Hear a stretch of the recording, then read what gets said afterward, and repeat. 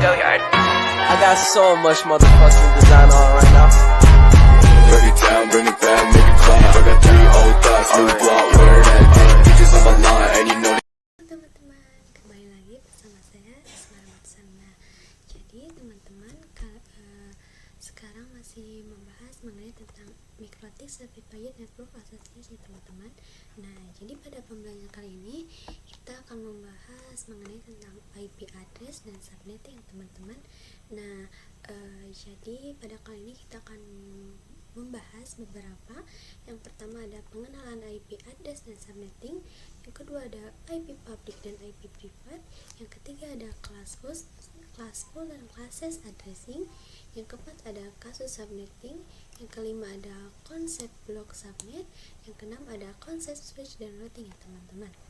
Nah, maka yang pertama ada pengenalan IP address dan subnetting ya teman-teman. Nah, jadi IP address itu yaitu ketika suatu perangkat ingin terhubung ke perangkat lainnya, baik itu menggunakan wired atau wireless ya teman-teman. Tentu saja kita memerlukan identitas nama pada setiap perangkat. Nah, identitas itu tersebutlah yang dinamakan IP address ya teman-teman. Nah, jadi IP address yang tersedia pada saat ini yaitu ada dua ya teman-teman. Ada dua teman-teman, ada IPv4 dan ada IPv6 ya teman-teman. Nah, untuk IPv4 ini yaitu yang memiliki 4 oktet ya teman-teman. Nah, di sini jadi dimana setiap oktetnya itu terdiri dari 8 bit ya teman-teman. Nah, jadi jika dijumlahkan ini jika dijumlahkan semuanya itu ada 32 bit ya teman-teman. Nah, jadi angka yang terdapat pada setiap oktetnya itu merupakan angka desimal dari 0 sampai 255 ya teman-teman. Nah, dan tidak kurang dan tidak lebih. Nah, untuk penulisan IP address versi V4 yang benar adalah kita itu perlu disertakan prefix ya teman-teman. Nah, sebelumnya kita hapus dulu yang ini teman-teman. IP yang digunakan ya teman-teman. Jadi di dalam prefix itu ada subnet mask ya teman-teman. Terus ada IP network, terus ada broadcast, dan ada range ya teman-teman, range yang akan kita gunakan ya teman-teman. Nah, sedangkan untuk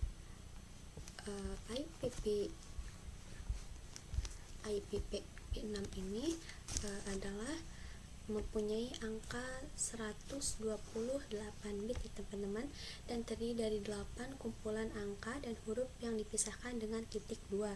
Nah, masing-masing kumpulan angka dan huruf itu adalah representasi desimal dari 16 angka biner. Nah, oleh karena banyaknya kemungkinan kombinasi angka dan huruf tersebut, IPv6 dapat menampung banyak sekali ya teman-teman. Nah, dengan jumlah yang banyak itu, internet tidak akan kekurangan IP address untuk waktu yang cukup banyak. Untuk salah satu contoh alamat IPv6 itu contohnya itu seperti 2001 CDBA.2 3257.29652 ya teman-teman. Nah, jadi itu dia tentang IPv4 dan IPv6 ya teman-teman. Nah, untuk subnetting ini adalah upaya proses untuk memecah sebuah network dengan jumlah host yang cukup banyak ya teman-teman, menjadi beberapa network dengan jumlah host yang lebih sedikit ya teman-teman. Nah, jadi teknik subnetting membuat skala jaringan lebih luas dan tidak dibatas oleh kelas-kelas IP seperti IP kelas A, IP kelas B, dan IP kelas C yang sudah diatur ya teman-teman. selanjutnya kita akan membahas mengenai IP address privat dan IP address public, teman-teman. Nah, jadi nantinya kita akan lebih fokus pada IPv4 ini ya, teman-teman. Nah, di dalam IPv4 ini terbagi menjadi dua jenis, yaitu IP privat publik dan IP privat dan IP publik ya, teman-teman.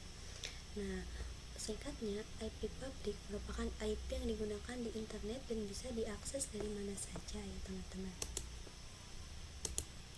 Nah, jadi baik itu menggunakan HP, komputer, ataupun lainnya yang terkoneksi dengan internet, maka itu secara tidak langsung terhubung dengan IP publik dan suatu web ya, teman-teman.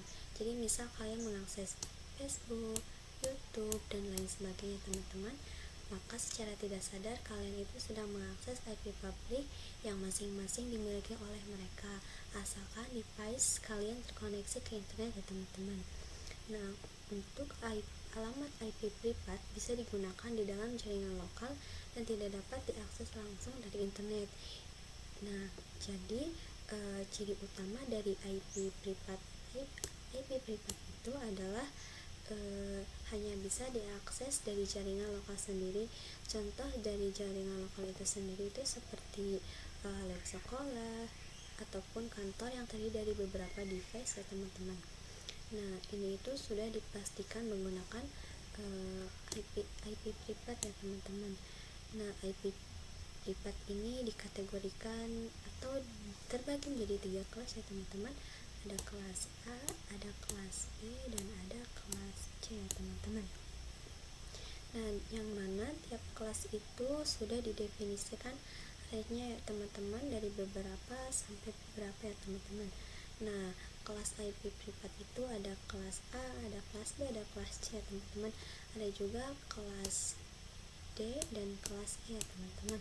Tapi ini itu hanya untuk pengujian coba aja ya, teman-teman. Jadi ini itu tidak digunakan oleh IP privat maupun IP publik, teman-teman. Nah, untuk alamat IP A itu dari yaitu 10.0.0.0 sampai 10.255.255.255, teman-teman. Nah, kalau misalkan ada contohnya itu ada 10.256.2 dan titik 1 ini bukan IP privat ya, teman-teman, karena sudah melebihi range-nya, maka ini itu merupakan IP publik, teman-teman. Nah, untuk kelas B itu 172.16.0.0 sampai 172.31.255 dan titik 255. Nah, untuk kelas C nya itu 192.168.0.0 sampai 192.168.255 dan titik 255, teman-teman. Jadi kalau ada yang melebihi ini itu bukan merupakan IP privat, tapi itu merupakan IP publik, teman-teman. Nah, jadi alamat IP privat ini bisa digunakan di dalam kantor, lab sekolah, ataupun lainnya, dan tidak dapat diakses langsung oleh internet. Nah, ini itu adalah bagian penting dari konsep yang dikenal sebagai Network Address Translation atau disebut dengan NAT ya, teman-teman, yang memungkinkan beberapa perangkat dalam jaringan lokal menggunakan satu alamat IP publik tunggal untuk berkomunikasi dengan internet ya, teman-teman. Nah, kita akan membahas mengenai IP address kelas pool dan kelas S ya, teman-teman. Nah, untuk kelas pool addressing itu yaitu pengalamatan IP berdasarkan kelas, sedangkan kelas S addressing itu pengalamatan IP tidak berdasarkan kelas ya, teman-teman. Nah, untuk IP ini memiliki dua versi ya, teman-teman. Ada IPv4 dan ada IPv6 ya, teman-teman. Nah, di dalam IPv4 ini terdapat IP address privat dan IP address publik, teman-teman. Nah, IP address privat ini adalah alamat IP yang digunakan pada jaringan lokal atau LAN saja. Sedangkan IP address address publik ini adalah alamat IP yang dapat diakses secara global di internet. Nah, IP P4 ini diklasifikasikan berdasarkan kelas ya teman-teman. Ada kelas A, kelas B, kelas C, kelas D, dan kelas E. Nah, untuk kelas D dan kelas E ini tidak digunakan teman-teman, karena itu untuk pengujian aja ya teman-teman. Nah, jadi tabel yang merupakan klasifikasi IP address dan IP public, IP address privat dan IP public ini berdasarkan kelas-kelasnya, dimana pada setiap kelasnya memiliki range yang sudah ditentukan ya teman-teman. Nah, dari untuk kelas A itu dari 0 sampai 127, untuk kelas B dari 128 sampai 191, untuk kelas C dari 192 sampai 223 ya teman-teman. Nah, ini itu merupakan tabel klasifikasi IP publik dan IP privat ya teman-teman. Nah, misalkan kalian ingin mengklasifikasikan lagi.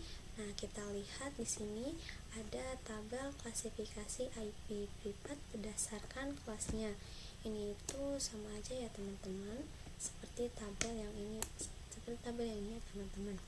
Nah, sama-sama memiliki kelas A, kelas B, dan kelas C ya teman-teman. Nah, ini tuh kan ada IP publik ya teman-teman. Nah, ini itu kita simpan di kelas A ya teman-teman. Selanjutnya kita akan membahas mengenai tentang kasus subnetting yang teman-teman. Nah, untuk melakukan proses subnetting, kita akan melakukan beberapa proses, seperti yang pertama prefix yang sesuai. Nah, prefix dan subnet mask itu sama ya teman-teman, yaitu untuk menentukan jumlah IP yang bisa digunakan. Nah, perbedaannya itu untuk prefix itu digunakan dalam pengkonfigurasian yang dilakukan oleh vendor MikroTik ya teman-teman. Nah, sedangkan untuk subnet mask itu digunakan dalam pengkonfigurasian yang ada vendor disk ya teman-teman. Nah, tetapi prefix dan subnet mask itu memiliki fungsi yang sama, yaitu menentukan jumlah IP yang bisa digunakan teman-teman. Nah, selanjutnya ada IP network. Nah, IP network itu yaitu digunakan untuk pengalamatan pada suatu jaringan lain ya teman-teman. Nah, untuk IP broadcast ini yaitu memiliki definisi alamat IP yang digunakan untuk melakukan pengiriman informasi ke semua host yang ada pada jaringan LAN ya teman-teman. Nah, yang ini. Sedangkan untuk range IP yang bisa digunakan yaitu jadi IP berapa saja yang bisa digunakan di dalam IP address tersebut ya teman-teman. Teman-teman, kita akan membahas mengenai kasus subnetting yang pertama ya teman-teman. Nah, jadi di sini saya mempunyai jaringan LAN yang ada pada ini itu terdapat 12 PC ya teman-teman. Nah, di sini saya mengambil contoh dari kelas B, yaitu 172.16.0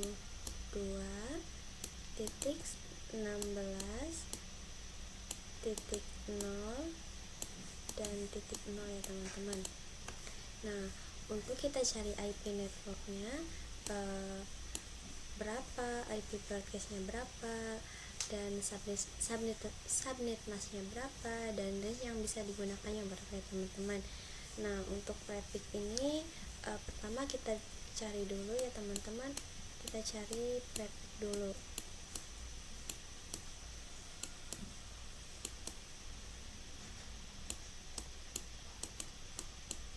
Nah, untuk prefix ini kita bisa tahu dengan dua pangkat berapa yang bisa kita ambil, yaitu jumlahnya itu melebihi 12 tapi tidak lebih dan 3 kurang, yaitu 2 pangkat 4 ya teman-teman. Nah, 2 pangkat 4 itu sama dengan 16 ya teman-teman. Nah, untuk rumus prefixnya itu yaitu 32. Nah, kenal dikurangi dengan pangkat yang ada di 2 ya teman-teman, yaitu 4 ya teman-teman. Nah, jadi kenapa 32? Karena jumlah oktet yang ada pada IPv4 itu jumlahnya itu 32 bit ya teman-teman. Nah, 32 dikurangi 4 itu sama dengan 28 ya teman-teman. Nah, jadi kita sudah mengetahui prefix yang ada di sini itu 28 slice ya teman-teman. Nah, mengambil kelas B ya teman-teman, itu 172 titik 16 titik 10 titik X dan slice 28 ya teman-teman. Nah, di sini itu kita fokuskan di angka terakhirnya saja ya teman-teman.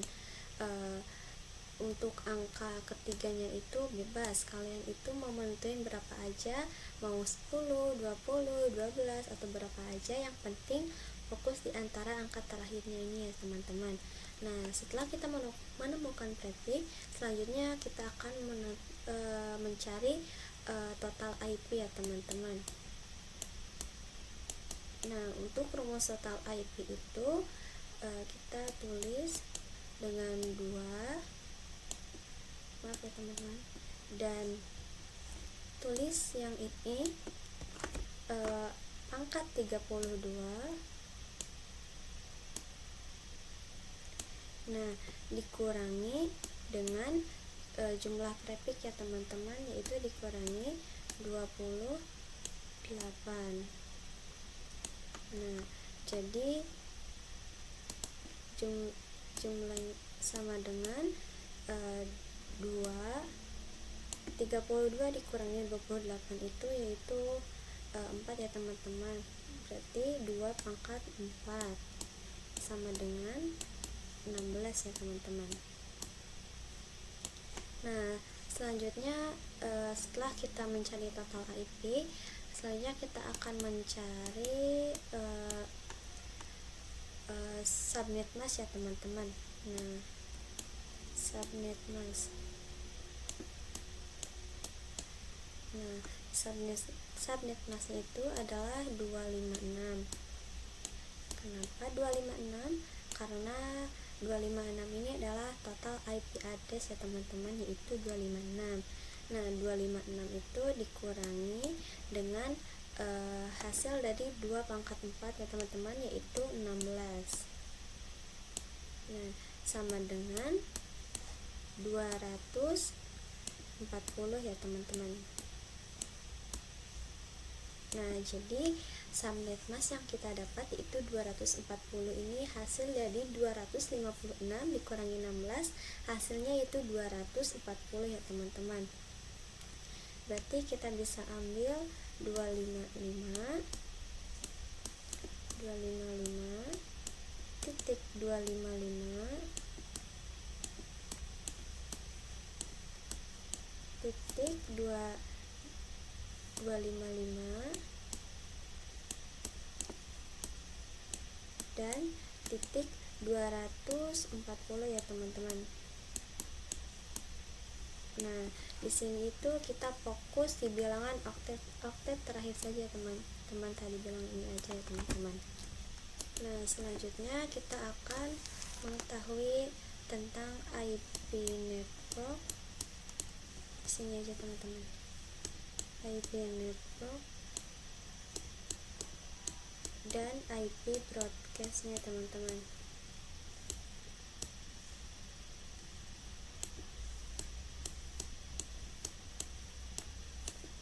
Nah, jadi IP network itu yaitu IP yang paling depan, dan untuk IP broadcastnya itu IP paling belakang ya teman-teman. Jadi kita awali dengan 0 ya teman-teman, karena 0 itu udah untuk awalnya itu udah pasti 0 ya teman-teman. Nah selanjutnya 0.16.32.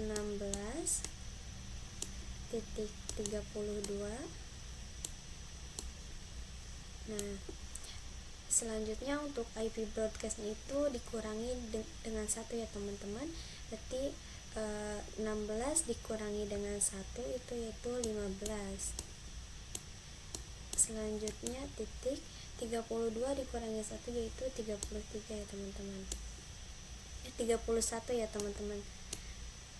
Dan kalau kalian mau mencari lebihnya itu ada 48. Nah 48 dikurangi 1 yaitu 47 ya teman-teman,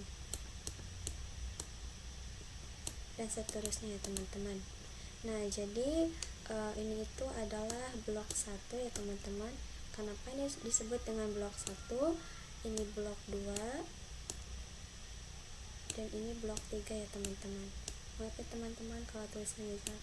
Nah ini itu bloknya itu diibaratkan seperti ruangan-ruangan ya teman-teman. Nah selanjutnya kita mencari range IP-nya ya teman-teman. Nah untuk range IP-nya itu berarti 172.16 titik 10 titik 0 sampai 172 titik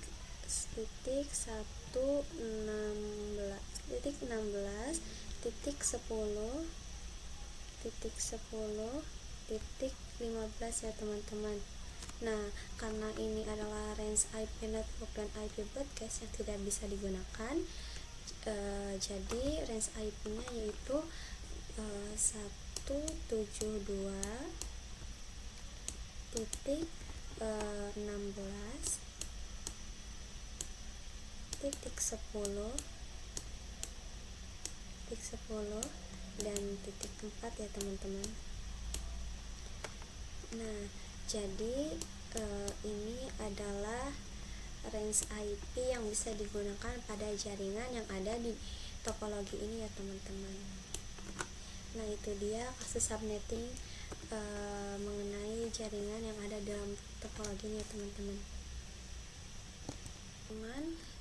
Saya akan membahas konsep blok subnet ya teman-teman. Nah jadi dalam konsep blok subnet itu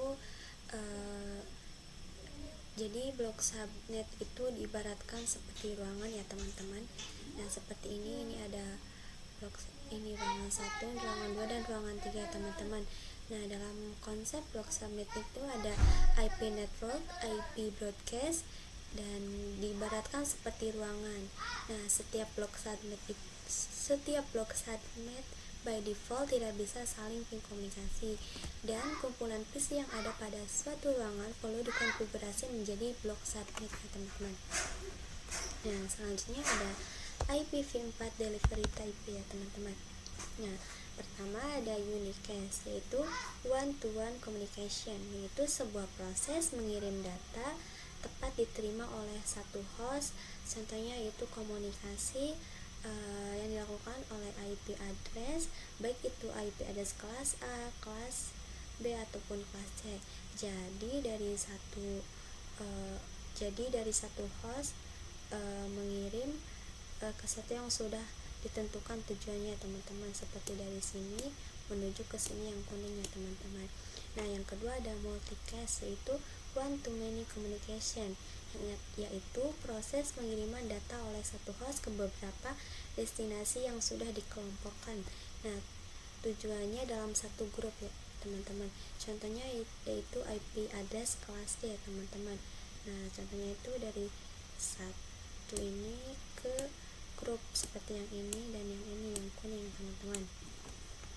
Nah yang ketiga ada broadcast ya teman-teman, yaitu one to all communication, yaitu proses pengiriman data yang diterima oleh semua host pada jaringan, yang bisa kita sebut sebagai satu grup broadcast yang sama ataupun yang sama pada blok yang sama ya teman-teman. Jadi mengirim satu data kepada semua host pada jaringan ya teman-teman. Seperti itu. Di sini ada konsep switch dan router ya teman-teman. Nah, di dalam jaringan komputer itu ada switch dan router ya teman-teman. Nah, untuk switch itu adalah mengkoneksikan perangkat yang satu network, dan untuk router itu mengonfigurasikan perangkat yang berbeda network ya teman-teman. Nah, komunikasi ping antar komputer itu bisa dilakukan ketika berada pada satu blok subnet mask yang sama ya teman-teman. Nah, contoh ilustrasinya itu seperti ini. Di sini tuh ada switch ya teman-teman, dan di sini ada komputer. Nah, ini tuh kita di sini tuh ada switchnya itu ada yang memiliki 24 volt, 48 ataupun 16 ya teman-teman. Nah, di sini itu bisa saling terhubung.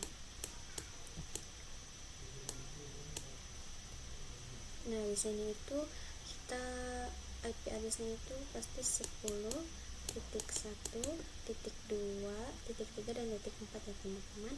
Maka di dalam satu blok atau ruangan ini bisa saling terhubung karena memiliki IP address yang sama ya teman-teman.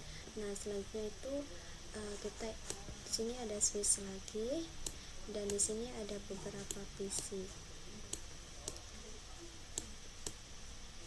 Nah, di sini juga sama menggunakan IP, contohnya itu 20. Di sini ada 20.1, berarti di sini 20.2, 20.3 dan 20.4. Nah, berarti ini menggunakan blok atau ruangan IP address yang sama ya teman-teman. Nah, maka PC yang ini sama ini itu tidak bisa saling terhubung ya teman-teman, karena ini berbeda ruangan. Nah, untuk bisa saling ping atau bisa saling terhubung itu di sini itu kita harus menggunakan sebuah router ya teman-teman. Nah, seperti ini. Router ini diibaratkan sebagai router ya teman-teman. Sini itu menggunakan router untuk bisa terhubung antara PC yang ini dan PC yang ini ya teman-teman. Maka di sini menggunakan router ya teman-teman. Nah, sekian presentasi dari saya, itu yang bisa saya bahas. Mohon maaf apabila dalam penyampaiannya banyak kekurangannya. Wassalamualaikum warahmatullahi wabarakatuh.